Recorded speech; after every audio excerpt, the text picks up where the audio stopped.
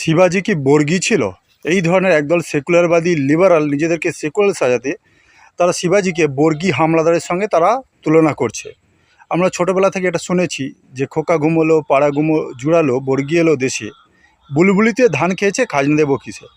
কিন্তু তাদের যখন এত শখ, তারা কেন মুঘল আক্রান্তা অথবা নাদির সাহা, বিন তুগলক, ঘোরি, গজনবী এদের কথা এরা কেন বলে না? শুধু শিবাজিকে মানে আক্রমণকারী সাজাতে ব্যস্ত। ভেবে দেখুন, শিবাজির মৃত্যু হয়েছিল কিন্তু 1680-র দিকে এবং তার পুত্রের মৃত্যু হয়েছিল 1690-এর দিকে। তার প্রায় 50 বছর পর 1740-এর পর থেকে কিন্তু এই বর্গী আক্রমণ শুরু হয়েছিল, অর্থাৎ বর্গী হানা শুরু হয়েছিল।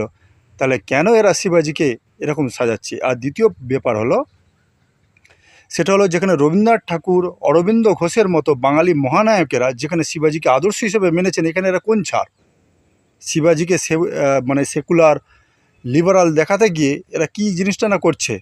এবার বলবেন যে শিবাজিকে বর্গীরা তো আদর্শ মানত। আরে ভাই, তেমনভাবে বর্তমানে যারা কালী পুজো ডাকাত যারা থাকতো, তারাও কিন্তু কালী পুজো করতো। তাহলে মা কালীকে কি ডাকাত দলের সর্দার বলা হবে? আপনারা ভেবে দেখুন। এবার শিবাজিকে আপনারা হিরো ভাববেন কি আপনারা মারাঠা লুটেরা ভাববেন, সেটা আপনাদের মনোবৃত্তির পরিচয়।